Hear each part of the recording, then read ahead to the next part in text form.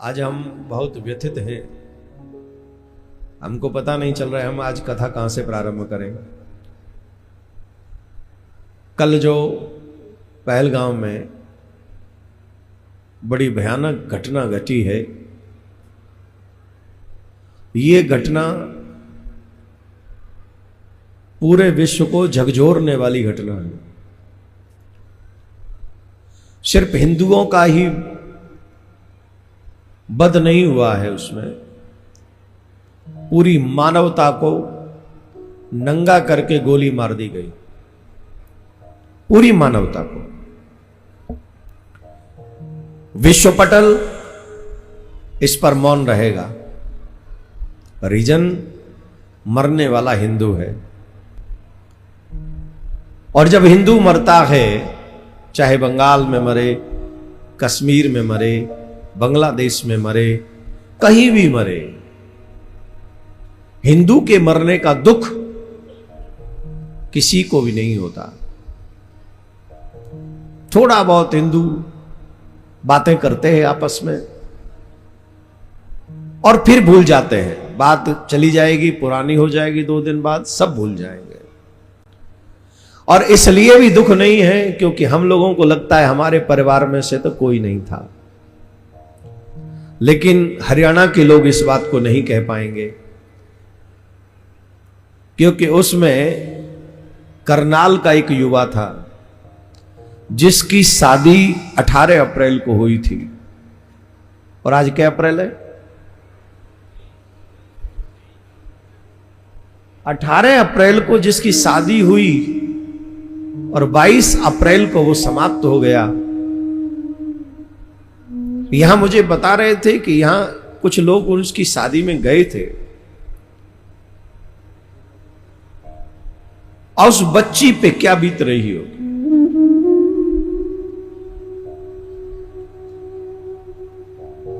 कौन उस बच्ची के दुख को समझेगा? उसके मां बाप के ऊपर क्या बीत रही होगी, उसके पूरे परिवार के ऊपर क्या बीत रही होगी। ऐसे ही 28 लोग मारे गए वहां। मुझे शर्म आती है उन लोगों के ऊपर जो कहते हैं आतंकवाद का कोई धर्म नहीं होता। मैं मान भी लूं कि आतंकवाद का कोई धर्म नहीं होता, पर सारे आतंकवादी एक ही धर्म से क्यों आते हैं? और वो आतंकवादी धर्म पूछ के, हिंदू समझ के फिर गोली क्यों चलाते हैं? क्या है ऐसा?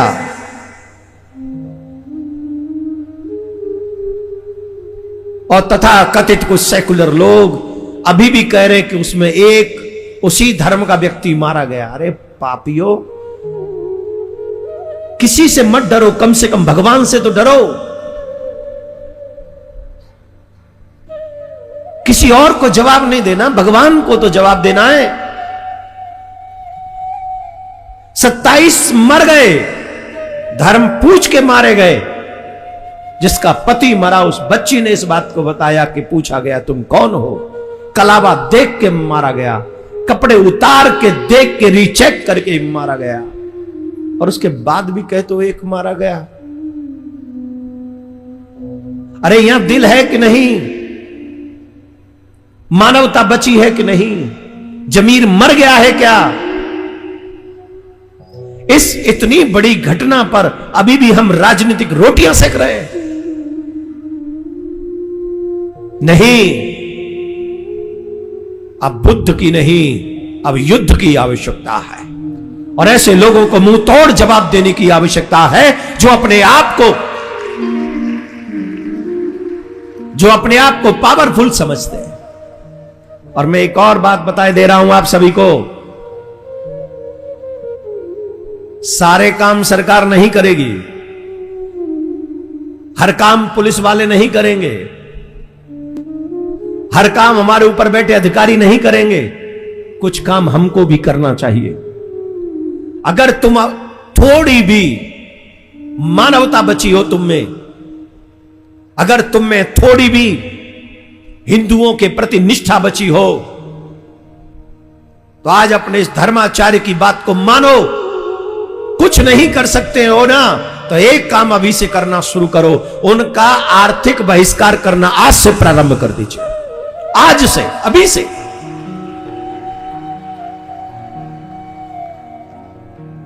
जब आप आज से आर्थिक बहिष्कार उन लोगों का कर देंगे तो उन्हें अपनी गलती का एहसास होगा, और हमारी तरफ से यही सच्ची श्रद्धांजलि उन 28 लोगों को होगी जो उन आतंकवादियों की भेंट चढ़ गए। और तुम अगर ऐसा भी नहीं कर सकते हो ना, तो कोई बात नहीं, आज उनकी बारी है डरना, जब कल हमारी बारी होगी। क्योंकि इनका स्वभाव तो यही है।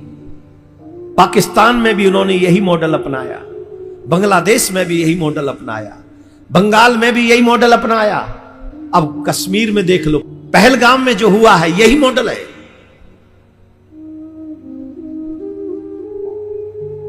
वो हमें मिटा रहे हैं, वो चुन चुन के मिटा रहे हैं, नाम पूछ पूछ के मिटा रहे हैं, धर्म पूछ पूछ के मिटा रहे हैं, और हम लोग भाईचारा निभा रहे हैं, भाईचारा निभा रहे हैं। 28 लोग भाईचारे की बलि चढ़ गए। फिर से ये भाईचारा तभी तक निभाया जाएगा जब तक ये वहीं निभाया जाएगा जहां वो कम है और हम ज्यादा। और जैसे ही उनकी संख्या बढ़ेगी, जहां उनकी संख्या होगी, हम रहेंगे भाई और हम ही बन जाएंगे चारा। आज मन बहुत अशांत है, अब कुछ बोलने का मन नहीं कर रहा। क्या बोलें, कितना बोलें, किसको समझाएं? अरे कोई सो रहा हो तो उसे जगा दें, पर जो सोने का नाटक कर रहा हो उसे कौन जगाएगा? उसे भी जगाया जा सकता है जिसको जमीर का ज्ञान ना हो, लेकिन जिन्होंने अपना जमीर मार ही लिया हो उन्हें कौन जगाएगा?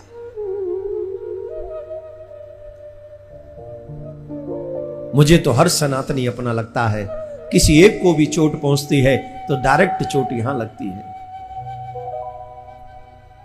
मन करता है दहाड़ मार मार के रोऊं, उस व्यवस्था पर रोऊं जिस व्यवस्था ने उस समय भी हमारे साथ अन्याय किया था और आज भी हमारे साथ लगातार अन्याय कर रही है। वही व्यवस्था, झूठा पर्दा डाल दिया गया भाईचारे का, भाईचारे का, भाईचारे का। हमारी बहन बेटियों के 36 टुकड़े हो जाते हैं। हमारे मंदिर सरकार अपने अंडर में कर लेती है। हमारे मंदिरों में कोई भी आके काम करने लग जाता है। हमारी पूजा परिस्थिति को नष्ट कर देते हैं। हमारी बहन बेटियों को उठा ले जाते हैं, घर में से जबरदस्ती खींच ले जाते हैं, घरों में आग लगा देते हैं, हमारे घर के बुजुर्गों को गोलियां मार देते हैं। और उसके बाद भी हमसे कहते हैं कि सहनशील बने रहो, सहनशील बने रहो। और तब तक बने रहना सहनशील जब तक आखिरी हिंदू न मर जाए।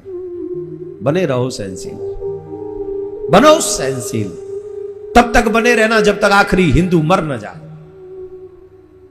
और जब सब मर जाएंगे या धर्म परिवर्तन कर लेंगे, तब तो फिर बोलने की जरूरत ही नहीं रहेगी किसी को।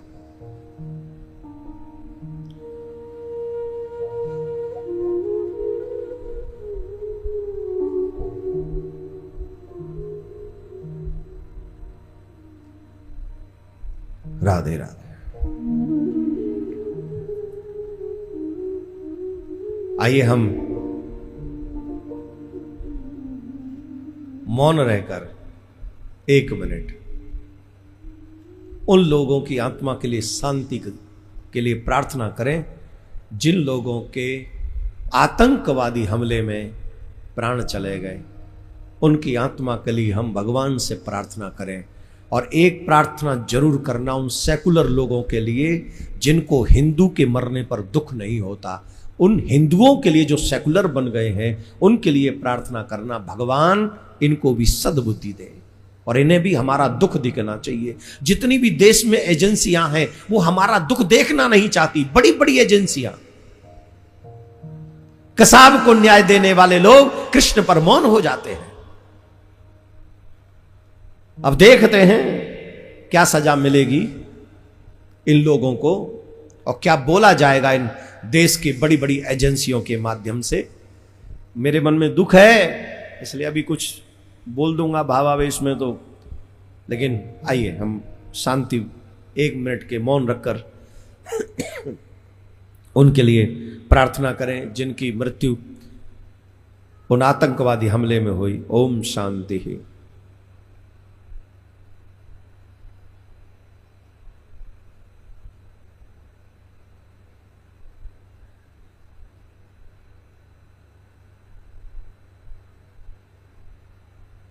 कहने को बहुत कुछ है, मेरा दर्द किसे सुनाऊं, सब तो बह रहे हैं स्वार्थ की आग में। सब बह रहे हैं, सब अपने मतलब का बोलते हैं, जहां मतलब नहीं होता वहां से निकल जाते हैं। फिर एक बार कह रहा हूं, हिंदुओं को अपनी लड़ाई स्वयं लड़नी पड़ेगी। कोई राजनीतिक व्यक्ति हमारी लड़ाई नहीं लड़ेगा। कोई बड़ी बड़ी कंपनियों में, एजेंसियों में बैठे हुए लोग, मैं नाम नहीं ले रहा हूं, एजेंसी से बहुत कुछ समझ लेना आप, हमारे पक्ष में किसी का ध्यान नहीं। सबसे ज्यादा हम ही हैं, हम ही टैक्स चुकाते हैं, हमारी टैक्स से सबको नौकरी की सैलरी मिलती है, लेकिन हमारे ही बारे में कोई नहीं सोचेगा। सेकुलर जो बनना है, महान जो बनना है, उस महानता की भेंट अगर अपना हिंदू चढ़ता है तो चढ़े, मरता है तो मरे। बड़ी बड़ी एजेंसियां, इशारा ही काफी है, हम सबको अनाथ कर चुकी हैं। कोई ईमानदारी से न्याय भी हमारे साथ नहीं करना चाहता। इसलिए अब वो समय आ गया है जब हमें अपनी लड़ाई अपने बच्चों की खातिर लड़नी ही चाहिए। जो बोली समझे उसे बोली की भाषा समझाओ, और जो बोलो आगे, भाषा समझे उसको गोली की भाषा समझाओ। जिस भाषा में कोई समझे अपने देश, अपने संविधान की रक्षा के लिए, धर्म की रक्षा के लिए, उस भाषा का प्रयोग हमको करना ही चाहिए। और हम जिस जगह पर बैठे हैं, भगवान श्री कृष्ण ने यही सिखाया था। अर्जुन को क्या सिखाया था भगवान ने? किस लिए लड़वाया था भगवान ने?